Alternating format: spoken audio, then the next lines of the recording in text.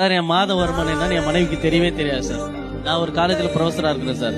என் மனைவி கிட்ட நான் இது வரைக்கும் 20,000 ரூபாய் தான் எனக்கு சேலரின்னு சொல்லியிருந்தேன். நீ 5 வருஷத்துக்கு முன்னாடி 20,000 தான், 7 வருஷத்துக்கு முன்னாடி 20,000 தான், இப்பவும் 20,000. இப்படி என் ஒய்ஃப் கிட்ட சொல்லாம நான் மெயின்டைன் பண்ணி இன்னைக்கு நான் ஒரு வீடு கட்டியிருக்கிறேன் சார். அந்த வீட்டோட மதிப்பு 1,06,00,000 ரூபாய். எதனால மனைவிக்கு சொல்ல வேண்டாம் முடிவு பண்ணி? வீக்கெண்ட் ஆன உடனே எங்கேயுமே கூட்டு போக மாட்டேன், சினிமா கூட்டு போ, இல்ல வீட்லயே அடைஞ்சுதான் கிடக்கணுமா அப்படின்னு சொல்லுவாங்க. வீட்லயே சாப்பிட்டு போர் அடிக்குது, ஹோட்டல்ல சாப்பாடு வாங்கிட்டு வந்து கூடன்னு சொல்லுவாங்க. 20,000 ரூபாய் சம்பளத்தை வச்சு நான் வாடகை கட்டுவேனா, வண்டி டிவி கட்டுவேனா சார். என்னுடைய கட்டிங் ஷேவிங்க்கு வந்து 150 சார். என் ஒய்ஃபோட கட்டிங்க்கு 800 சார். இவ்வளவு நீட்டு முடி வெட்டுறதுக்கு அதுக்காக 800 ரூபா வாங்கினா மொத்த முடி வெட்டாம தர முடியும்? நீங்க நினைச்சிட்டு இருக்கிறீங்க எந்த மென்ஷுமே மீந்ததை சாப்பிடுறது இல்ல அப்படின்ட்டு. பொதுவாவே என் ஒய்ஃப் 3 விதமான சட்னி கொடுப்பாங்க. டெய்லி சாப்பிடுறது எனக்கே ஆச்சரியம். எப்படா 3 விதமான சட்னி கொடுப்பாங்க.